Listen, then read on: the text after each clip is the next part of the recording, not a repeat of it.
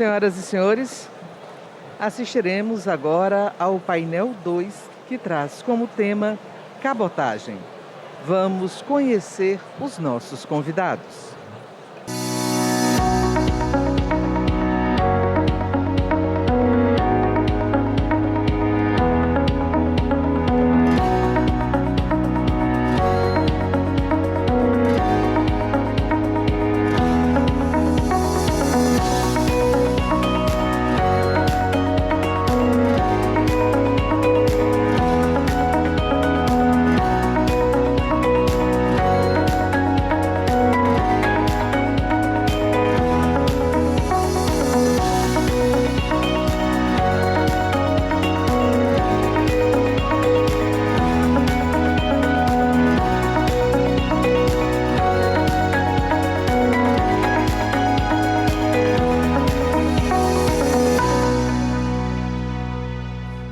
Para presidir este painel, convido ao palco o senhor Carlos Alberto Nunes, gerente comercial da Tesser Terminais Portuários Ceará. Convido ao palco os nossos painelistas que estão presencialmente neste evento. Senhor Augusto Vedan. Presidente Carlos Alberto Nunes já se encontra no palco, vai receber então os painelistas que integram este painel número 2, convidando o senhor Augusto Vedan.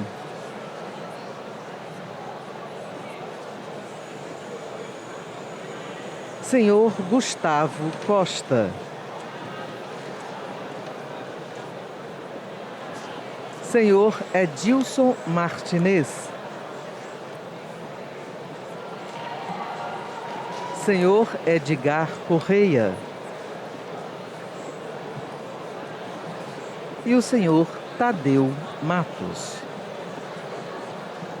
Participando de forma remota, temos o senhor Dino Antunes e o senhor André de Seixas.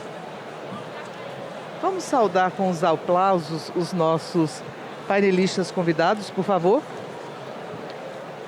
Sejam muito bem-vindos, senhores. Com a palavra, para o início dos trabalhos, o presidente Carlos Alberto Nunes. Agradeço a presença aí, o tempo de vocês. A gente está discutindo um tema aqui como a cabotagem, com grandes especialistas.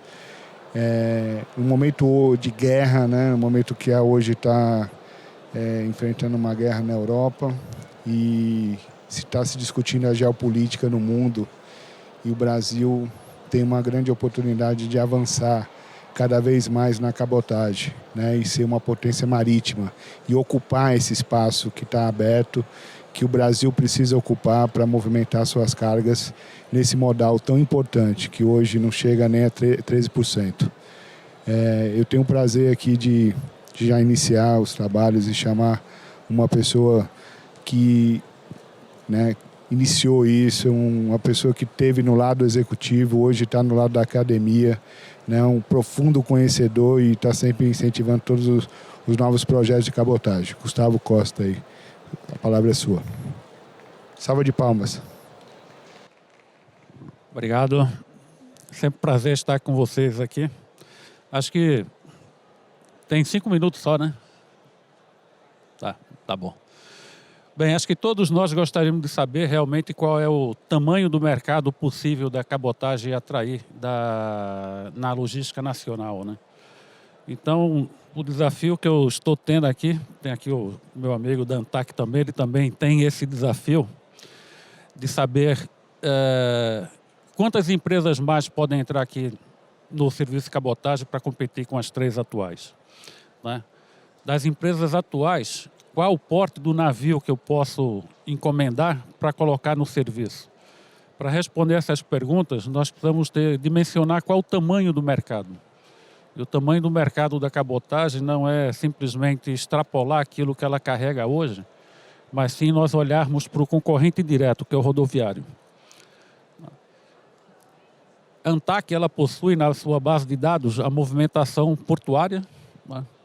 Pelo sistema de desempenho portuário, nós conseguimos saber exatamente o que é movimentado de carga de cabotagem de longo curso. mas nós não temos dentro da Agência Nacional de Transporte Terrestre uma base de dados que diga quanto é transportado pelo modal rodoviário e de onde para onde. Então, quando nós temos que fazer uma análise, eu como armador, de saber, vou encomendar um navio maior, qual o tamanho desse navio, eu vou olhar para o crescimento do meu mercado atual, mais aquilo que eu poderia captar do mercado. Só que quanto eu posso captar, eu não tenho essa informação. Por outro lado, uma nova empresa que queira entrar, ela vai ter a mesma coisa. Ela tem informação do que os armadores atuais movimentam, mas ela não tem o tamanho do mercado. E o que é inacreditável, tem aqui um monte de pessoas que estão querendo inovar nesse país, é que essa informação existe. Ela existe pelos conhecimentos de transportes eletrônicos. Ela existe com as notas fiscais eletrônicas.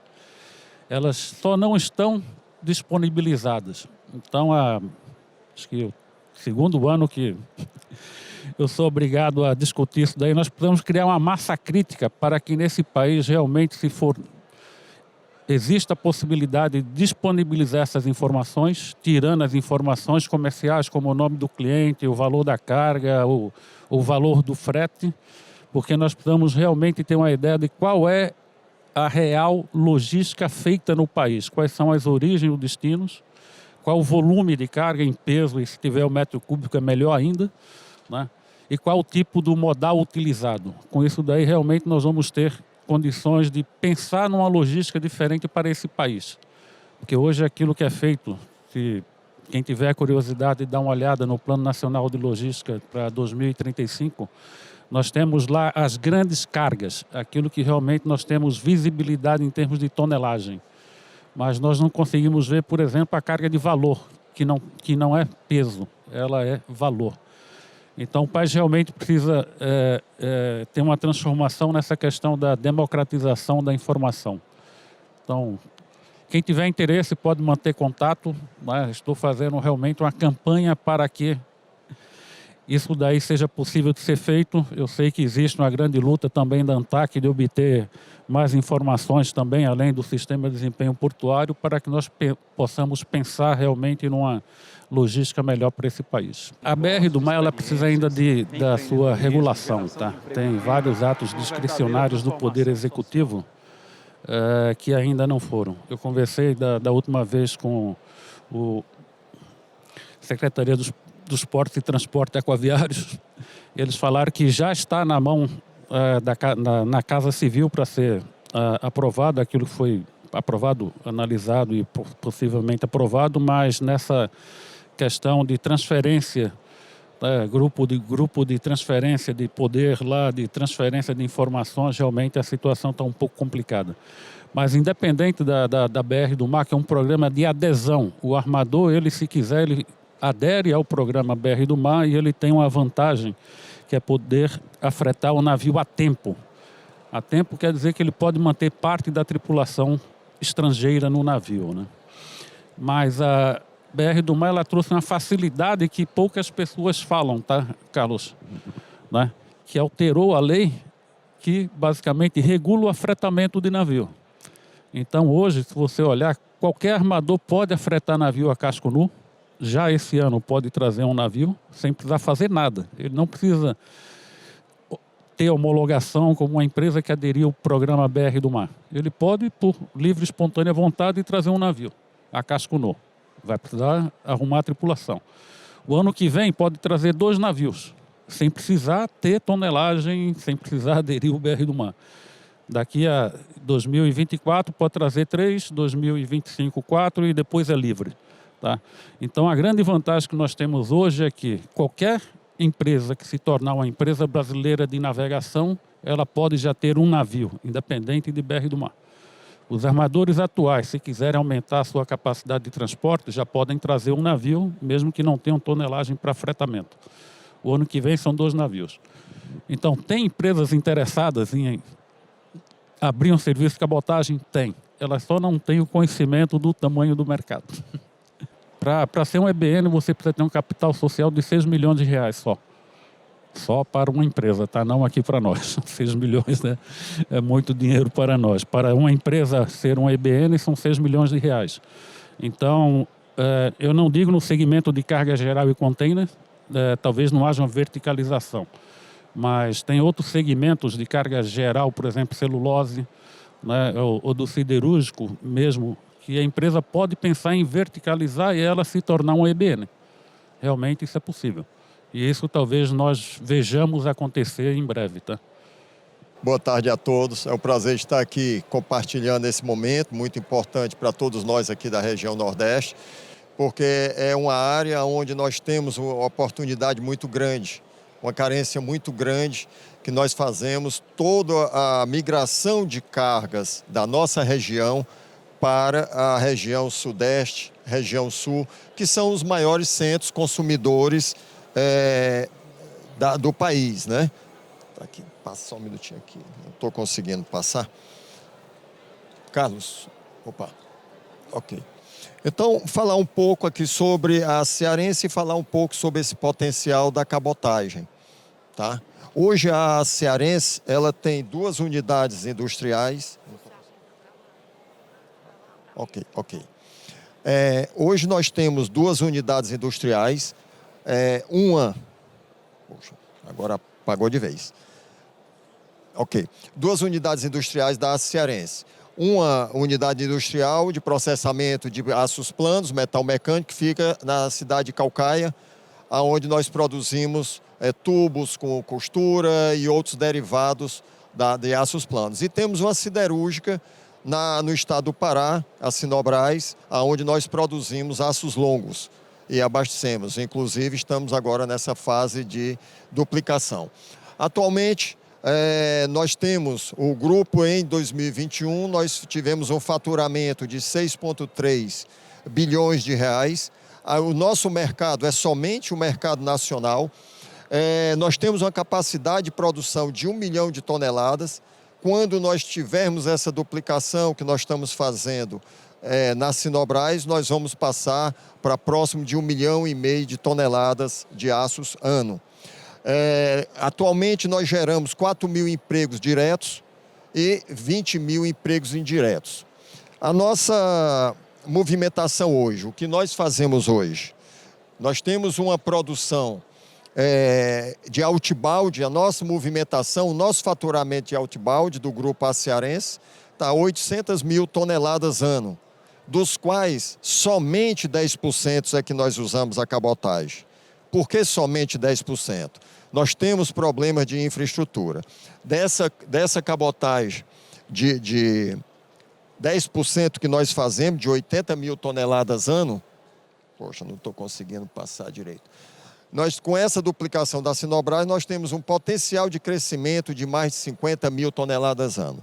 E qual é o nosso principal problema hoje que nós temos para incrementarmos a cabotagem? Nós estávamos, antes de virmos para cá, conversando com os colegas sobre essa situação que nós temos no país, principalmente na nossa região Nordeste. Então, hoje, nós temos o transit time para nós motivarmos os nossos clientes. O Grupo Cearense, ele é focado no mercado horizontalizado, isto é, pulverização de suas vendas, aonde o maior foco é no mercado do pequeno e médio consumidor, do pequeno e médio distribuidor. Então, na hora que nós temos que atender o mercado sul e sudeste, hoje com um mercado que representa 30% do nosso faturamento, representa desses 800 mil toneladas, 30% vai para a região sul e sudeste. Agora, eu atender um pequeno distribuidor, ele não tem o estoque suficiente para aguardar um transit time da cabotagem chega a ficar 20, 25 dias. Então, ele aceita pagar mais caro o rodoviário, que é estrangulado hoje você fazer essa distribuição em todo o Brasil, somente utilizando a malha rodoviária, em função do transit time. Atualmente, nós temos a frequência semanal da operacionalização da cabotagem aqui no estado do Ceará e no estado do Pará. Atualmente, no estado do Pará, nós estamos tendo um problema em função da baixa do nível d'água do rio lá na Amazonas, que faz todo esse percurso, e os navios tiveram que ser redirecionados. Estamos lá no estado do Pará com a frequência quinzenal. Nós precisamos também, para viabilizar a cabotagem para esses 30% de demanda, nós temos que viabilizar o frete porta a porta, isto é, nós temos a perna rodoviária, a perna hidroviária e a outra perna rodoviária. Atualmente nós temos um custo mais alto, nós temos um transit time mais alto. Então, o nosso potencial de desenvolver a cabotagem é muito grande, porque nós entendemos que esse custo tem como ser otimizado. Na hora que você tem um aumento de escala no volume, você passa a ter uma estrutura, tanto nos locais de distribuição, quanto nos locais de integração para os portos fazerem a cabotagem. E outro ponto também que nós temos é uma dificuldade na região Nordeste, principalmente, de integração da malha do modal ferroviário e o modal de cabotagem, o modal marítimo. Porque quando você chega, os portos não têm infraestrutura para fazer o transbordo, para fazer a armazenagem, para fazer essa operação. Então, esses são os principais pontos que eu colocaria de entrave hoje para a nossa movimentação e para o nosso acréscimo de movimentação de cabotagem. O que o professor Gustavo estava falando, qual o tamanho desse mercado? Eu diria que dessas 800 mil toneladas que nós vamos passar a mais de 1 milhão de toneladas para movimentar, sem medo de errar, nós temos o potencial de chegar a 30% dessa movimentação ser por cabotagem, porque nós atuamos por cabotagem tanto na região norte, com o nosso transporte de produtos, o outbound, para a região de Manaus, como tenho para a região sudeste e região sul, onde os principais polos de distribuição, São Paulo e Paraná. Então, esse potencial ele existe. Precisamos e contamos com os nossos armadores acreditarem e aumentar a frequência de disponibilidade de navios para nós fazermos e viabilizarmos a migração desse transporte rodoviário para o transporte de cabotagem, que, considerando essa otimização com aumento de volume, ele reduz o custo da operação. Consequentemente, vai nos dar uma maior condição de sermos competitivos na região sudeste. Isso com a cabotagem do outbound. E nós fazemos também a cabotagem do inbound, que ela será viabilizada na hora que nós tivermos um fluxo maior, uma frequência maior de navios. Ok?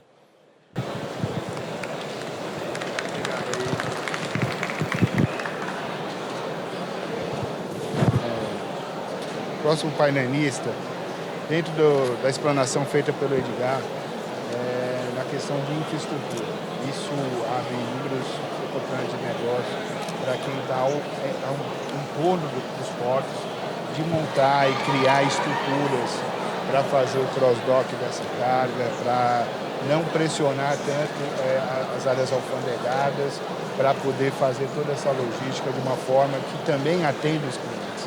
Então, hoje nós estamos falando de um grupo açarense que tem todo um departamento de logística, todo o conhecimento da sua carga, mas estamos falando da grande cabotagem que precisa de apoio, precisa de serviço diferenciado, colocar várias cargas no mesmo contêiner, consolidar isso no armazém, entregar de forma programada. Então, existe essa grande oportunidade no mercado. A Costa Brasil, parceira aí do SEDET, indicação aí do Cavalcante, do seu Edmilson, vai colocar tudo que eles estão investindo para poder atender esse mercado aí diferenciado da cabotagem. Obrigado. Boa tarde, meu nome é Edilson Martinez, como o Carlos falou, sou da empresa Costa Brasil. A Costa Brasil ela nasceu para atender o mercado da região sudeste para o norte. E conforme foram aparecendo as oportunidades de negócio, a gente foi criando novas oportunidades e realizando algumas tarefas diferentes. Uma dessas é a que o Carlos falou, é como movimentar essa carga. A gente tem o principal curso, o principal percurso pelo mar. né, saindo do porto de Itajaí, de Itapuá, de Santos para Manaus e da ponta de Manaus até Boa Vista. Mas a grande dificuldade foi desenvolver as duas pontas, onde a gente consolida a carga e onde a gente desconsolida e faz as entregas. Então, a gente iniciou esse processo em 2014, mais ou menos. Lá no começo a gente tinha um container a cada 15 dias, hoje a gente faz de 10 a 15 containers por semana, né? Então, é um volume bem expressivo. Então, nós fomos desenvolvendo os terminais e tecnologia para conseguir fazer isso. O importante desse processo é você, lá no começo a gente pegava um container e colocava tudo lá dentro, né? Então, ia um mix de mercadoria muito grande. Hoje a gente, por causa do volume, por causa da necessidade, a gente consegue segmentar isso, né? Então, a gente consegue separar alimentos, a gente consegue separar têxtil, a gente consegue separar aço, a gente consegue separar cabos e fios, né? E outras mercadorias também. Então, o importante desse processo é a tecnologia aplicada na consolidação e na desconsolidação, porque a gente recebe mercadoria, nosso principal hub é em Guarulhos, mas a gente recebe carga do sul, do centro-oeste, do sudeste mesmo. A gente faz as coletas também. Mas o importante é, quando a gente recebe isso, ter uma forma organizada do recebimento e de separar, fazer o plano de estufagem do container de uma forma mais clara. Na descarga, na hora que a gente recebe no ponto final, é a mesma situação. É conseguir fazer essa desova de uma forma organizada e para poder entregar num tempo razoável para o cliente final, né? Então, a gente começou nesse ponto, Santos, Manaus. A partir do ano que vem, de janeiro de 2023, nós já estaremos aqui em Fortaleza, né? Então a gente começa em janeiro uma linha direta, semanal, saindo de Guarulhos para Fortaleza. Provavelmente em fevereiro, Itajaí e Fortaleza também, né? Então são as duas oportunidades novas que a gente vai criar. A forma que a gente tem, a gente entende isso, quando fala de cabotagem e de rodoviário, é ter uma transição em conjunto. Não há necessidade de ou só o rodoviário ou só a cabotagem. A gente não consegue se desfazer do rodoviário. As duas pontas, a gente precisa dele. Mas como o Edgar falou, a Aço Cearense, por exemplo, ela tem um volume expressivo. A gente procura ajustar a nossa demanda com a expectativa do mercado e principalmente com o espaço que o armador possui. A gente ainda fica muito dependente da natureza, por causa da aplicação do espaço, né? A gente teve essa dificuldade agora da seca do rio, né, do Amazonas, que ela acabou impactando em toda a cadeia logística. Então foi um problema bem sério. Tá bom, Carlos, é isso? Continuando o assunto da Costa Brasil, enquanto de momento, ele falou de desova e ovação, né? Então, para alguns da plateia, então é o carregamento do contêiner e a descarga do contêiner. Então, você pode utilizar uma empresa, como o Edilson falou, que vai fazer toda essa gestão. Se ele está indo no rodoviário ou se ele está indo no marítimo, modal não importa. Vai importar a empresa que está desenvolvendo essa logística. Então, isso é importante para o armador, que no longo curso esse mecanismo de FCL funciona bem, né? E na cabotagem fica o armador diretamente com o cliente. Em algumas oportunidades o cliente é muito pequeno e precisa de um apoio de uma empresa para fazer essa consolidação.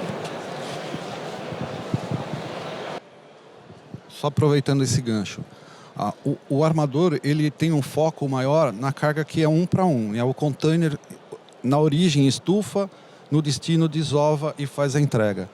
A nossa tarefa ela é atender o pequeno e médio empreendedor, que não tem condição de encher um container no primeiro momento do negócio dele.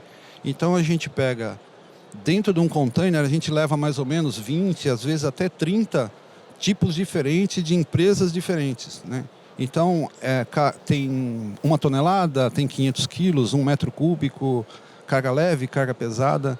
Então, o importante, o diferencial da empresa que faz a cabotagem, no caso de fracionado, é a capacidade de receber, estufar e entregar, tá bom? Nós vamos ter a entrada agora ao vivo do Tino Batista. O Tino Batista é um executivo de carreira,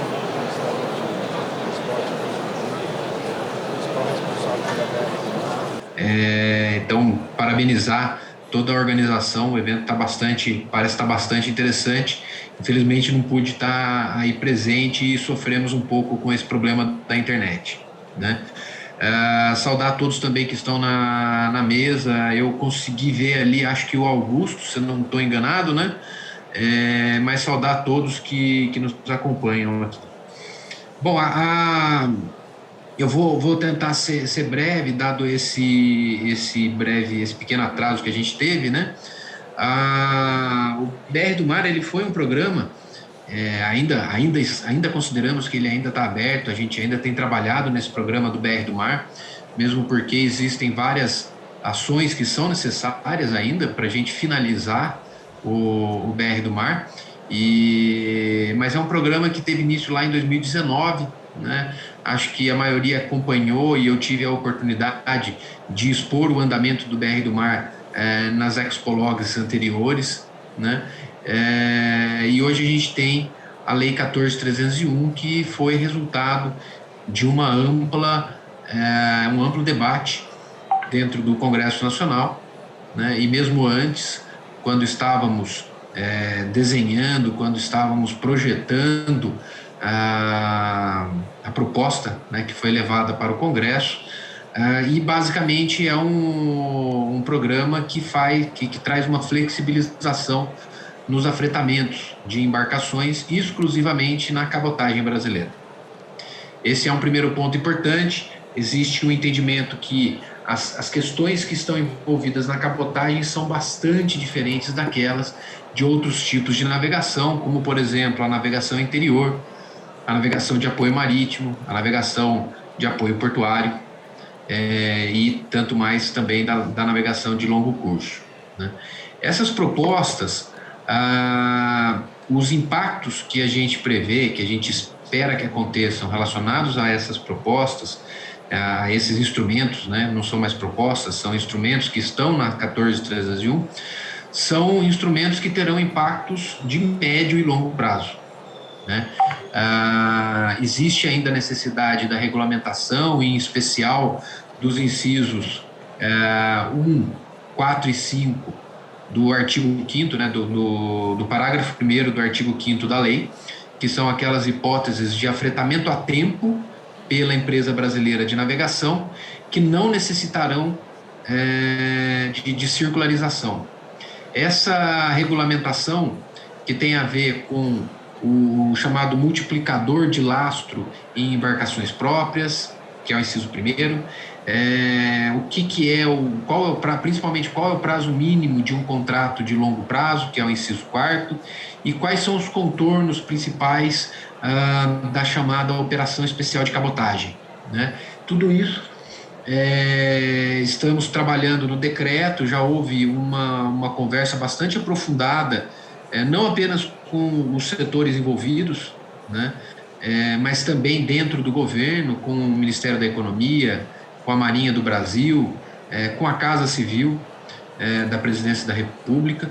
Então, a gente entende que os principais pontos de mérito, eles já estão fechados, eles já estão alinhados com todos esses stakeholders. O decreto ele vai trazer alguns outros elementos, e aqui eu destaco algumas alterações no decreto que regulamenta o REB, né? São realmente avanços que já são solicitados há muito tempo, em especial pelo Tribunal Marítimo. São ajustes que eram necessários já há muito tempo. É o decreto 2256. Esse decreto ele está hoje ainda na fase de ajustes de forma, ou seja, apesar da gente já ter fechado todo o mérito, do decreto, a gente ainda está num caminho, junto com a Casa Civil, de ajustes de texto, ajuste na forma do decreto. Se por um lado isso traz um pouco a gente fica às vezes um pouco impaciente, né, que a gente quer ver o decreto, a gente na verdade já queria ter visto o decreto publicado desde o meio do ano, né? Por outro lado, a gente sabe que isso é necessário para ter realmente uma clareza textual, realmente mitigar interpretações dúbias relacionadas ao texto, né? Então, a gente está nesse ponto e a gente concorda que será apenas após a publicação do decreto que teremos a possibilidade completa das empresas de navegação fazerem as suas avaliações e as suas decisões de investimento. Se elas vão utilizar o inciso 1º, se elas vão fazer um casco nu livre de lastro, que também foi uma alteração trazida com o BR do Mar, né, com a 14301, ou se elas vão fazer o uso do instrumento da Empresa Brasileira de Investimento da Navegação, que é um outro instrumento importante trazido pela 14301. Então, isso tudo depende muito do formato final do decreto. Então, a gente entende que hoje estamos numa situação, eu entendo que ruim, exatamente pela ausência de uma definição, de uma publicação desse decreto, né? E é por isso que temos solicitado a máxima celeridade nessa tramitação. É lógico que hoje, com a existência agora de uma transição de governo, é importante também fazer com que isso seja compartilhado com a equipe de transição e que isso também seja, os argumentos de todos os lados sejam entendidos pela equipe de transição, de maneira a não termos ruídos, né, relacionado a isso. Estou ouvindo. Nós vamos chamar agora André Seixas, o nosso presidente do Sindicato Patronal, né, que representa os usuários do transporte marítimo. Boa tarde, prazer estar aqui com vocês mais uma vez. Fico muito honrado pelo convite, nossos associados, nossos diretores também ficam muito honrados por esse convite. Espero ano que vem poder estar aí presencialmente.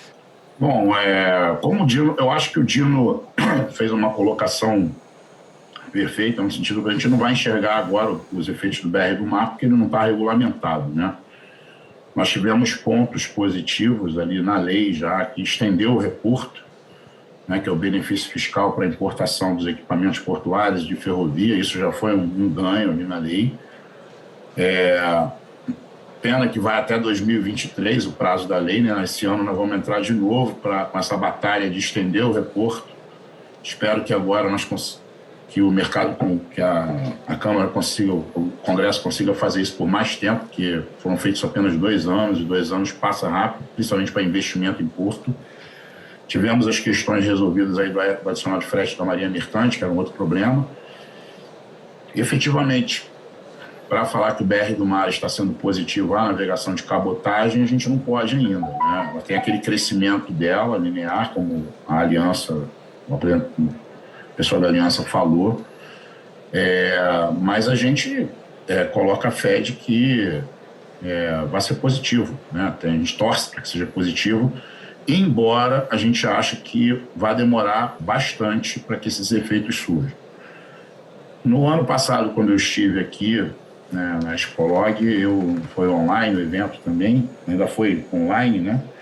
A gente não tinha o BR do Mar aprovado, nós conseguimos ali, acho que uma vitória importante para os usuários, que fomenta a concorrência, que foi emendas, né, que suprimiram a questão da possibilidade de embarcação estrangeira fazer bloqueio de afretamento para afretamento de outro estrangeiro, né, e a questão do respeito ao afretamento a tempo, né.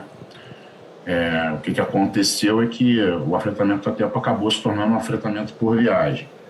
Isso, inclusive, já está sendo visto pela ANTAC, já está sendo acatado, né? Eu até pedi para a ANTAC, nós entramos com requerimento para colocar isso no SAMA, né? Já está sendo, eu não sei como é que está o andamento, eu não olhei o processo ainda do requerimento, mas lá as coisas, os processos da ANTAC têm andado relativamente rápidos, entendeu? Mas, assim, por enquanto não dá para sentir os efeitos do BR do Mar. Algo que eu gostaria de colocar e que eu venho colocando sempre, teve uma discussão recente na ANTAC sobre a questão de navegação feeder, né? Eu acho que isso a gente tem que discutir no Brasil, que hoje é uma cabotagem, né? A gente tem que discutir o modelo que a gente vai explorar o feeder, né? O feeder com o desenvolvedor de outros portos, de outras regiões do país que grandes navios, esses navios maiores não vão chegar e que demandam grandes investimentos em terminais portuários. Então, a gente precisa discutir essa questão da navegação feeder. Estivemos na ANTAC no dia 3 de novembro, o Dino esteve comigo, o servidor da ANTAC que está aí também esteve presente, e acho que a gente tem esse trabalho a fazer, né, dentro desse contexto. E outra coisa que me coloca um pouco de receio, e eu venho falando isso e sentando com diversas entidades de usuários, é até um tema, eu sou a favor do transporte porta a porta, né? Ninguém aqui é contra uma logística, um transporte multimodal, intermodal. O que eu não sou a favor é você obrigar o usuário, né, a contratar o frete rodoviário ofertado pelo armador. É a venda casada, né? Isso realmente não é bom, tá? Não é bom criar diferenciação de preço de frete marítimo para quem faz isso, né, para quem não quer usar o rodoviário, e também não é bom não permitir o embarque, porque isso a resolução 62 da ANTAC 21 proíbe qualquer tipo de discriminação, de forma discriminatória, ela veda isso. Isso é um assunto que vai ser levado à ANTAC em breve, por uma entidade grande, representativa. Isso, na nossa opinião, o mercado ele tem que decidir se ele quer ou não o transporte ofertado pelo armador, o porta a porta dele. Eu acho que o armador pode vender o porta a porta dele, não tem nada contra, mas tem que respeitar a vontade do usuário. Às vezes ele tem nas contas, tanto na origem quanto no destino, operadores logísticos que querem fazer aquilo de outra forma, que querem resolver a logística deles, e eles não podem ficar tolhidos disso. Mas respeitando aí o tempo, a gente está na expectativa da regulamentação, né? Ela foi uma norma votada aí com urgência constitucional e entrou lá em agosto de 2020, ficou mais de um ano para ser votada nessa urgência constitucional, foi votada relativamente até rápido, se você comparar com outros projetos de lei que estão lá na Câmara e no Senado parados. Porém, a regulamentação demora. Está demorando, né? A gente não sabe, até agora, a gente não sabe se vai sair lá nesse governo ou não, pelo novo governo, né? Essa transição é mais uma oportunidade da gente discutir essa regulamentação com o governo que está vindo aí. E creio que o Dino Batista, nosso amigo Dino, vai ficar lá no Minfra, né? Não sei nem se vai continuar como Minfra, se vai voltar a ser Ministério dos Transportes, a gente não sabe, né, como é que vai ser estruturado isso. Mas eu já conheço o nosso amigo Dino de outros governos lá do Ministério do Transporte. Não, André, realmente ele teve na Dilma, né? Ele já teve na Dilma, nos outros governos e tal. Ele é um... Pode falar, André. Eu conheci o Dino em 2016. Eu conheci o Dino numa reunião com o Maurício Quintela em 2016. Ele estava lá na mesa já ali nessa parte. Então, acho que ele vai ficar. Eu acho que ele tem uma continuidade do trabalho lá dentro. Né? Isso é importante também, né? Conhece, né? Bastante. Profundo conhecedor. Se aprofundou muito mais agora. Agora tem que esperar a regulamentação. Pra gente, não dá para prever o que o BR do Mar fez para a cabotagem sem ter essa regulamentação, né? Sem saber como a regulamentação vai estimular a cabotagem. O que me preocupa muito é não botar a carruagem na frente dos bois, né? A gente, para crescer a cabotagem, a gente vai ter que crescer a nossa economia consideravelmente. Eu não falo nem da cabotagem de contêiner, que tem uma gordura rodoviária para tirar, impressionante. Mas as cabotagens, né, de granel, carga geral, essas outras, vai ter que ter economia para criar fluxos. A gente não tem esses fluxos, nós temos muitas sazonalidades. de produtos. Então você sobe o navio, não tem com que descer. Com certeza. Essas complicações que a gente conhece muito bem, André. Desculpa lhe cortar aí dessa forma abrupta aí, que já está o pessoal aqui do próximo painel. E realmente o próximo painel, Augusto, vai falar sobre o verde, o hidrogênio verde, toda essa questão verde, a cadeia da transição energética e todos os armadores, né, estão pensando nisso, as empresas prestadoras de serviço, foi um bom insight seu. Aqui nós, né, com uma missão, com vários técnicos, agradecer ao Augusto, Gustavo Costa aí por vir aqui presencial, ao Dino Batista, ao André Seixas, ao Edgar Corrêa, que atendeu de pronto, o Edilson, né? Edilson da Costa Brasil e o Tadeu Matos da Aliança.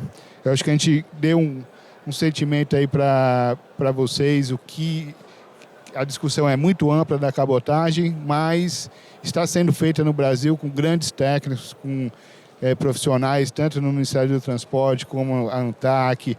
Os stakeholders estão se movimentando, você vê o armador falando que está se movimentando, empresas, né? Então, eu acho que foi muito positivo a gente falar, então a gente agradece a todos e uma boa tarde e acompanha o próximo painelista aí, que é a transição energética e hidrogênio verde, muito importante aí para o estado de Ceará, o Nordeste e o mundo na transição energética. Boa tarde a todos. Salva de palmas para os nossos painelistas.